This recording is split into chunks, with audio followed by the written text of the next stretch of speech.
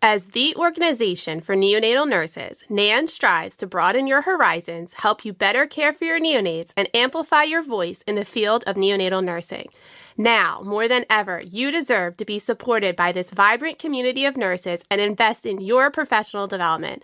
Visit NANN.org to see NANN's wide range of member benefits and join our community today.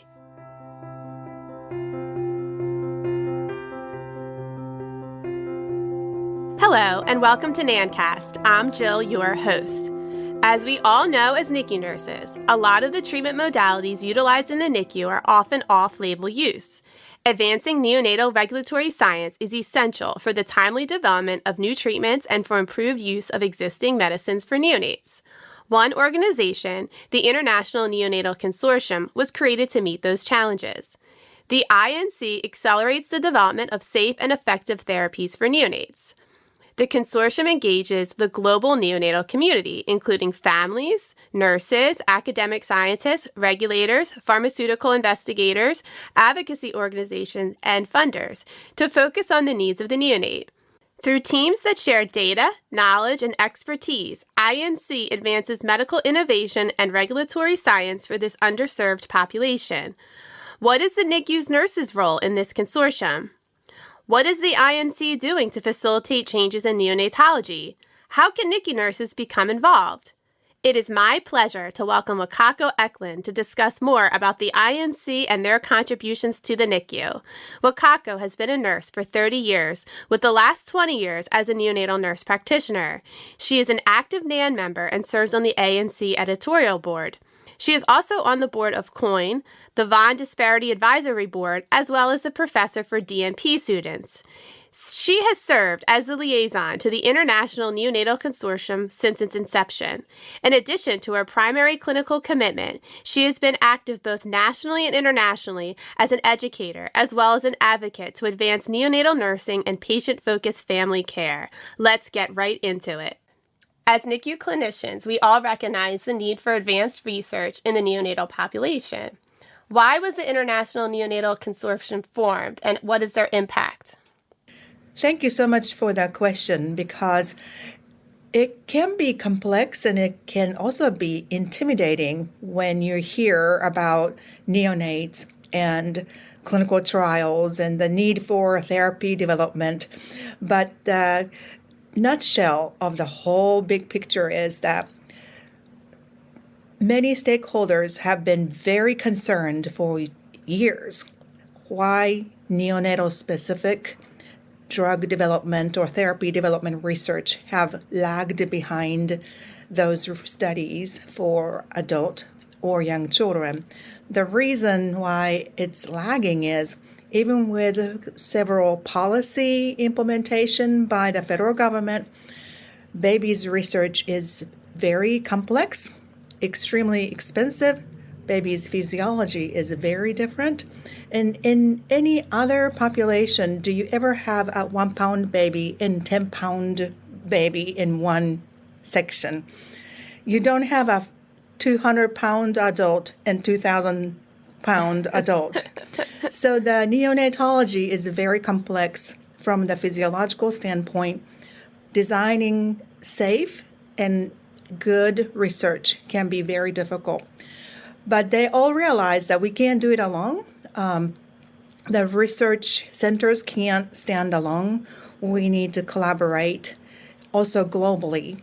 So all the stakeholders met a couple times before 2015 to form a organization that involves everyone. And let me tell you, everyone means everyone, not just FDA as a regulatory body, but PMDA from Asia, Health Canada from Canada, of course, and EMA from Europe, and quite a few of the regulatory bodies are involved.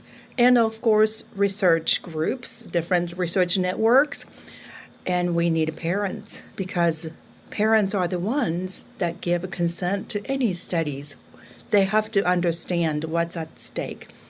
And when INC was about to be launched, they said, we've got to bring in nurses, because nurses are at the bedside who are often asked by the parents, now, did you hear that research doctor that wanted us to enroll our kid? What do you really think about it? If we don't have nurses on our side for research development, it doesn't work. So I wish I could show you a schematic of who are all involved, but globally, multiple countries, networks, research networks from Europe and the U.S. Also, parent networks from Europe and the U.S. are involved. So it is a huge collaboration of multi-stakeholders. I like how everybody's voice is heard and, their opinion matters and their input. And like you said, it's the bedside nurse that's carrying out this research. And oftentimes, I find where I work in my institution, there's a lot of studies being done. And they just tell us, the nurses, like, you need to draw this lab at this time, or, take this measurement or what have you. We aren't always included as far as what exactly is happening.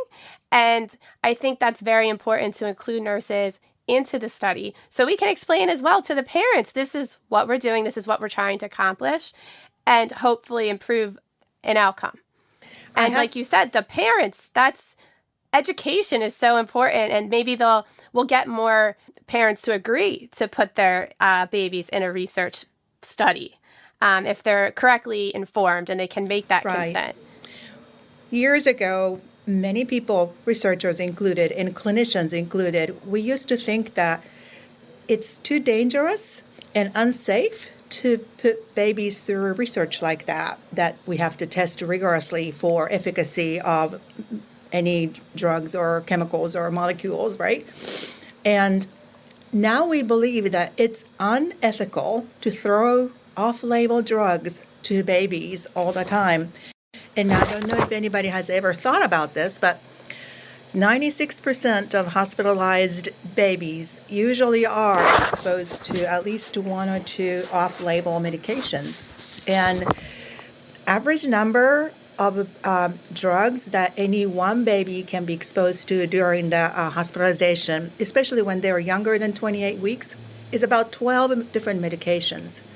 All often are not been rigorously tested specifically for the specific neonatal population. They are often borrowed from the older children's research or even adult research.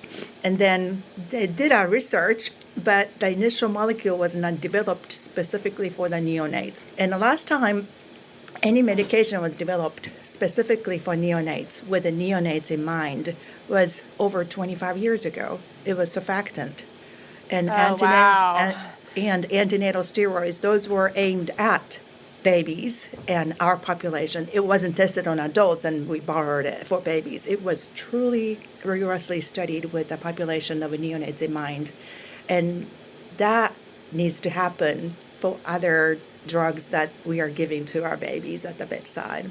I can't believe that it's surfactant really was the last drug. Yes. That's something we talk about a lot because people don't realize it.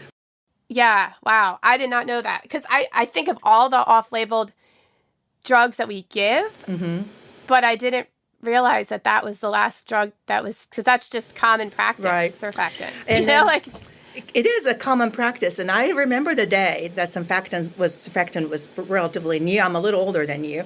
So I remember the day that it was new. And it was so exciting that it tested on babies who needed it. And some time ago, I actually fly often for work. I sat next to a gentleman whose daughter many years ago went through a clinical trial. And he said that it was randomized clinical trial. So initially he was not, told his daughter is going to get surfactant or not. But he saw the dramatic improvement. And he was in tears sitting next to me telling me all about how surfactant is the reason. And she's, a young mother. And he was like, you do special things in there. And he was so sweet about my love for neonates as a neonatal nurse practitioner. Wow.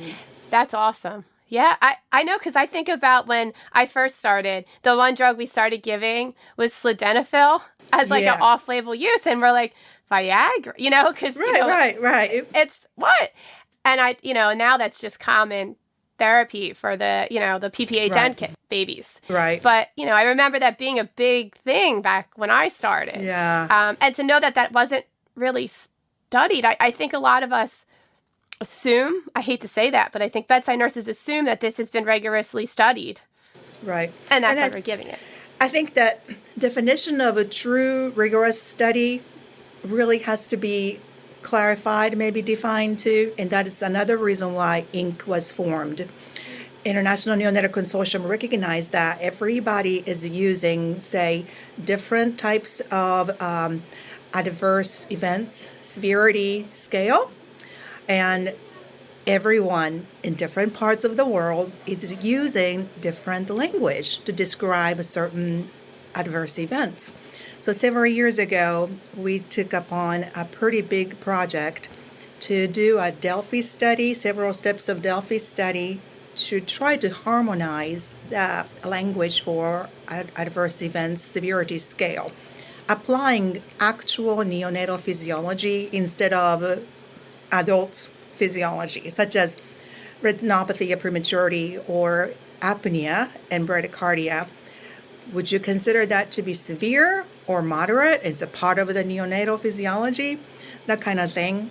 And thankfully, quite a few NANN members answered my call, so to speak, and joined that to process it, go through quite a few of the process to give feedback and input from clinical views, because we see those adverse events or questionable adverse events. Is that an adverse event, or is that just something we have to accept? But everybody was defining things differently. So neonatal specific adverse events severity scale was developed through the collaboration of European research member and the International Neonatal Consortium, which NANN members gave a lot of contribution to, and that is published, and I think it made it into 2 publications so far, but they're still rigorously validating it with a prospective study instead of a retrospective data review. So a lot of exciting things are happening. Are there any other white papers or protocols that INC is reviewing as well? INC, as a liaison from NANN to INC, I am on the coordinating committee, and I'm also I have served on the leadership team for the last couple of years, so there are quite a frequent meetings that happen. And along the more than 6.5 years now, I have reviewed probably every white paper except one, which we published to try to define what would be a well-built seizure medication protocol would look like. Because if we could agree on what are the standards and what should be safe way to carry out the research, we want to be able to communicate that to the FDA, the regulatory people, so that they have a good tool to evaluate researchers' proposition or proposals when they bring stuff to get approval from FDA. So we try to facilitate building tools of different kinds. So white paper was published for a couple of those specific trial designs. That one was seizure and another was ROP. The definitions are too different from one place to another. And neonates are small population, almost like a rare disease status, which means in order to get the number of babies to be enrolled in any one study, we've got to collaborate from Europe to U.S., Japan, and Canada. We've got to bring all the data together to enhance the quality of the data that we gain. So that safe thing, we can all say it's safe. And if it's not safe, we can all agree that it's not safe. And they are developing a huge real-world data project right now, collecting a ton of past data, prospective data, combining from multiple centers in Japan and US and England, try to merge as many databases together so we have more to draw from. How do you go about picking what areas of interest that Inc. wants to focus on, or different outcomes that you want to focus on improving? That's a great question. At every face-to-face meetings that we were able to hold, stakeholders brought a lot of critical areas that were bothering us. Like, one group was formed as a result of us all discussing that, do we all know what truly is the normal blood pressure is for every baby that you take care of? So a hemodynamic group was formed, and physicians and nurses. I actually was not a part of that, but even parents were part of that. They kind of joined the team so to work on that. Often we work on Zoom meetings or offline meetings, and they actually published a really exciting paper about their harmonization of all the data from all over the place to try to give what they think is the best to go by. The other things like a NAS was brought in as a topic to evaluate. And we also had strong interest from many people, including many parents, that BPD outcomes or long-term outcomes, not just, how little oxygen can you be discharged from when you were born at 23, 24. BPD is something some parents have suffered for last 16 years, 17 years. We also have a parent representative who was very active in that group, sharing with FDA people the suffering her daughter went through that she lost at the end of that short life, and how BPD really means.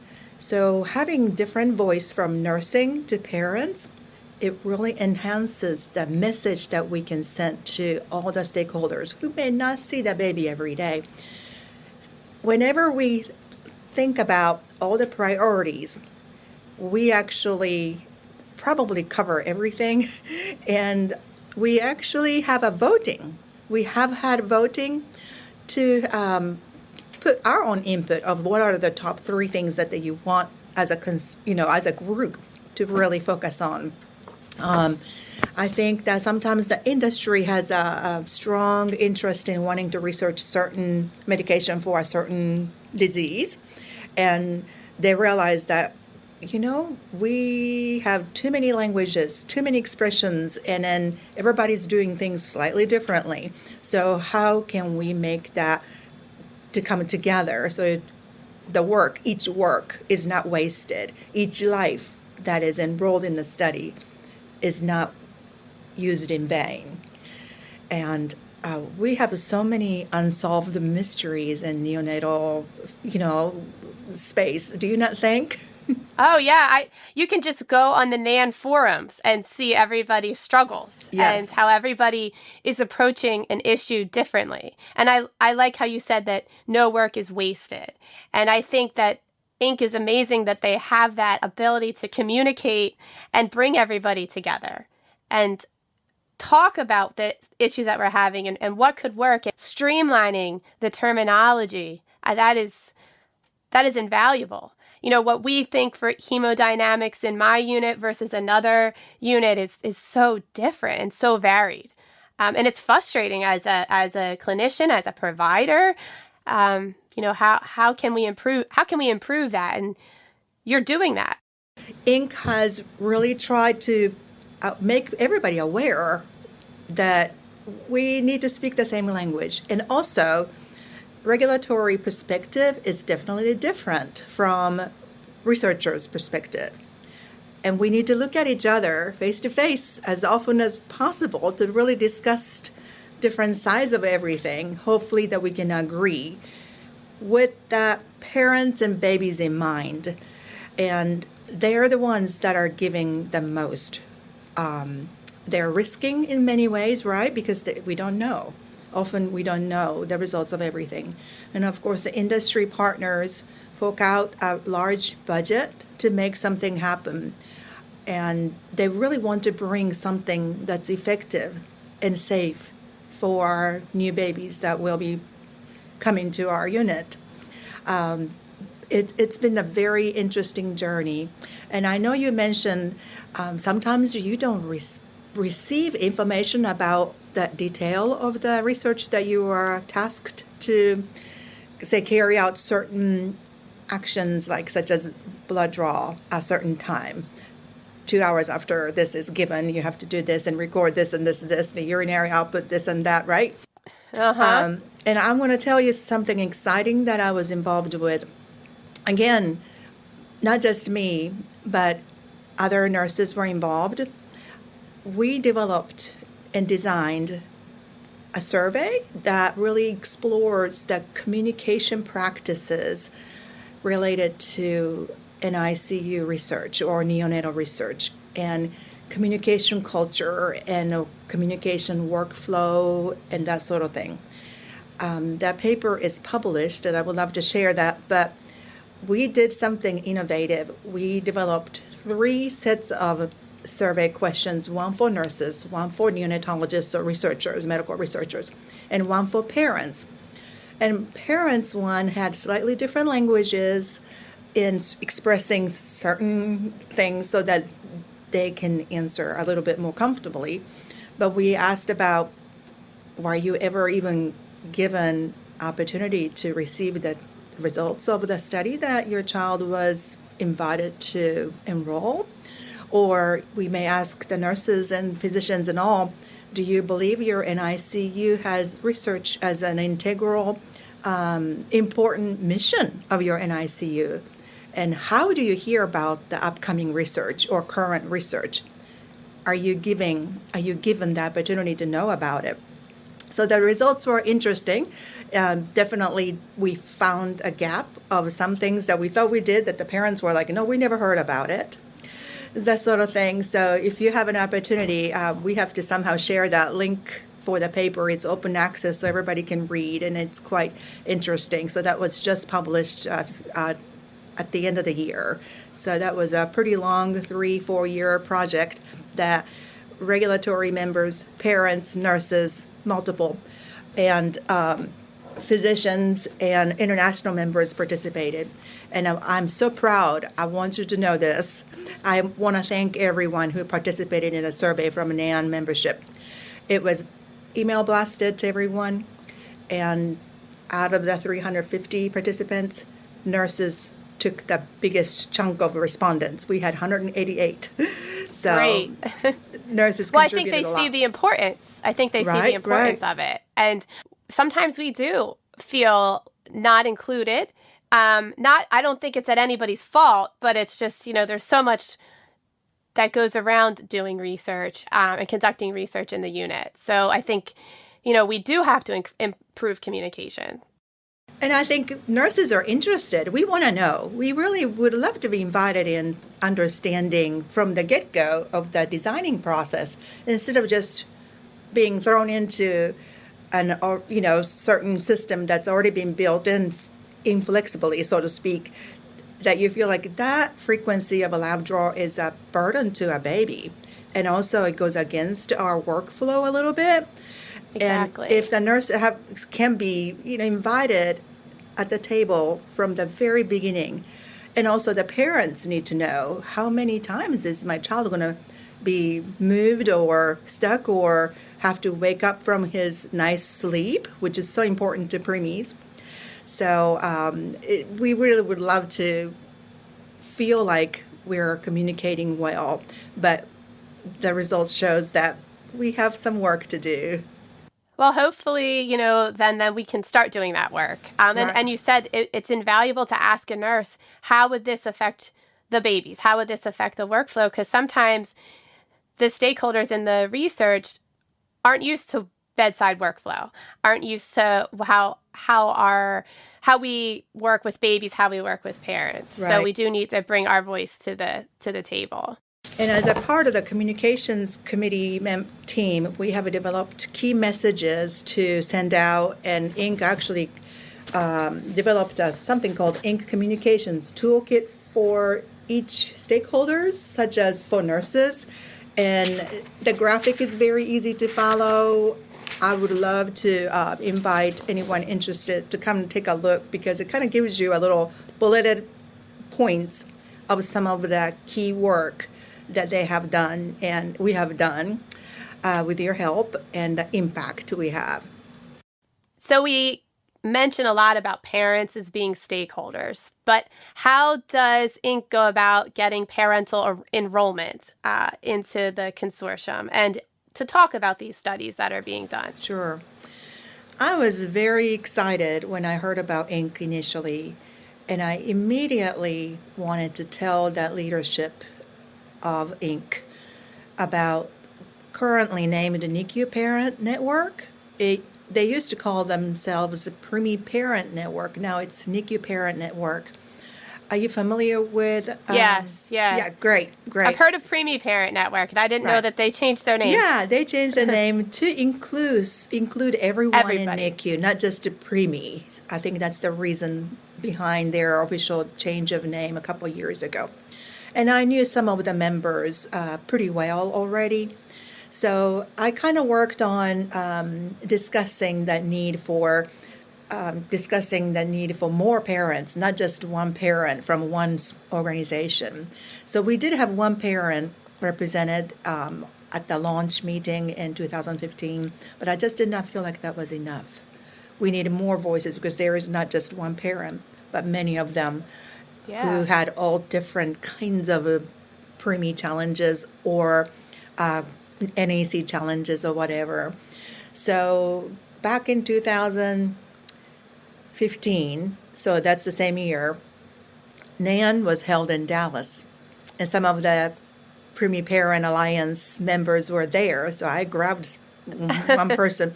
I said, there's an organization, and I just feel like you need to be a part of it. Would I have your permission for me to work on this? So another month or so passed, but the Inc. leadership really understood the need, and they also understood NICU Parent Network, or at the time Preemie Parent Network, was not just one parent, one organization. It encompassed quite a few. At the time, maybe 24, 26 not-for-profit groups, foundations that each parent built in memory of their child that they lost, or to not let the difficulties that they experience happen to another parent. Many of them do peer support in NICU and work really hard to encourage other NICU parents. So, of course, some of the parents probably felt like, you're going to use us. You may not value us. But we worked really hard. And when NICU Parent Network was officially invited, they would often stay on the monthly coordinating committee phone calls to hear all the discussions. We're not hiding any part of our discussion from parents. And often when we used to, before COVID, had a face-to-face meetings, parents were often moderating or speaking, presenting, teaching. That's awesome. So there are quite a few moments that parents from the NICU Parent Network stood in front of FDA and all the global members and many industry members, and some of the communications and some of the dialogue that occurred at some of those meetings really had an impact. One parent shared with me that she was asked by a pharmaceutical company to review self-report, sort of like as an outcome. They want the parents to continue to report on how is the baby doing, or how your child is doing, what's the oxygen level right now. Depends on what kind of study that they are involved with. The follow-up checkups and follow-up burden on parents can be quite heavy. So this parent was very excited that she was able to look at some of those questions to say, this language needs to be changed. This is probably better to be expressed this way and that way. There have been quite a few involvement by parents into real world studies or preparation to the studies. And something like that alone is huge because they were not really considering parents before that. No. And the impact that must have on the other stakeholders. Yes. And bringing it to life. Like, this is a real life situation. Right. And these are what these parents are facing. Right. Or faced every day. So the parents have been often co-authors. Sometimes parent is the lead author of some of our papers. If you see the paper that I mentioned about the communication, parent is the first author. And 3 nurses' names that you might recognize are on it, and quite a few other industry members, FDA people, even a Japanese neonatologist. It's a collaborative work, truly collaborative work. So we still have a lot to do. It can be intense and it can be intimidating. And like when I was first asked to, can you sit on the seizure group this afternoon? And I was like, I'm not a neurologist. I'm not particularly specialized in neuro stuff. But their specific request was, we're working on the protocol and we're really wanting ethics discussion surrounding seizure clinical studies, and we just want to make sure the nurses are there. And it was very interesting, and I have never been in such an environment where high-level neurologists and high-level researchers are all talking about things, and I was able to share what I thought or what I thought the parents would find important. Seizure is actually one of the most leading cause of neurodevelopmental poor outcomes. And often, too, if you are studying some new drug, anti-seizure drug, the time from the seizure happening to the time that you want to initiate the study is very short. If the baby is transported, what do we do? How do you justify trying to get a consent just on the phone? What do you do? And so there were so many ethical side points that I never really thought about that came out. So it was, in everything we do, there are complex elements that have to be considered. And in order to do that, researchers can't do it alone, and clinical trial coordinators can't do it alone. And we need to at least humbly sit before the parents, since babies won't talk to us, but value them as the most important member of the team. Yeah, like you said, collaboration. Everybody has a different perspective. The neurologist asking you for your opinion as an NNP. What do you think about this? They don't have that perspective, and they need that to continue with these studies on seizures and how to treat them. And it's so hard when you feel like, this drug may work. You wish you wanted to do it for everybody. But if you did that, if you don't have that randomization, then data would be not as valuable. So that's a point of ethics that some parents are kind of like, oh, if my child is not going to get it anyway, why do I bother? That's why it's so important that nurses and any clinicians that are talking to parents are educated strongly on the study that's being done, so you can explain that to them so they can make that and give you that informed consent. Right, with compassion and empathy and detailed information that are wrapped together, packaged in a parent-friendly way, without without withholding the information. And to be honest, from the beginning can be a challenge, but necessary. Yeah, especially when they're having so much stress, just having a baby in the NICU, and then having to come to make a decision that's even more difficult. I can't imagine. Yes. What can nurses do if they are particularly interested in research? Maybe they have experience in clinical trials or research trials in their unit. What can they do to maybe reach out to INC and offer their assistance? Thank you for the question. I'm so excited that you asked that question because I really would like to see more nurses at the table when we discuss things. And I am certain that we will have a future project that I would love to have more nurses to work together. And currently we have several that often pop their head in for Zoom meetings and different things like that. But we are always going to have more needs for nurses' voice. And I would really welcome any email or something like that to me. I can plug you into things if you don't mind working hard. And if you don't mind the challenges of thinking about things, and bring more nurses' role, and especially with the real-world data project that they are really working hard on.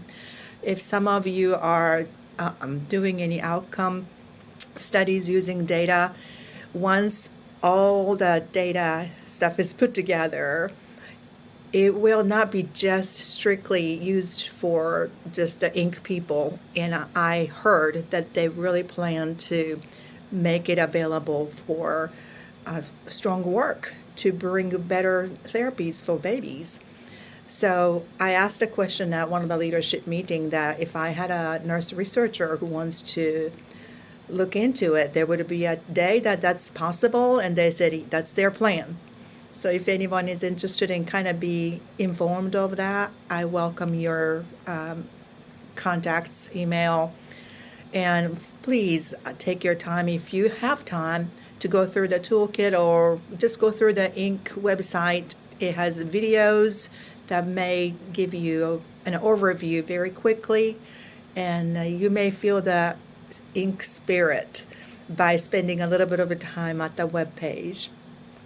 Thank you so much. Thank you so much for joining us today. I hope that everybody feels inspired and feels the Inc. spirit, as you mentioned, and maybe they'll take on that challenge and contact you and hopefully help improve outcomes for our tiny babies. So thank you. If you want to learn more about the International Neonatal Consortium and also access the toolkit, head over to NANNCast's website for those links. Make sure you never miss an episode of NANNCast by subscribing now. This podcast is made possible by listeners like you. Thanks for your support and letting us into your ears. Have a great day.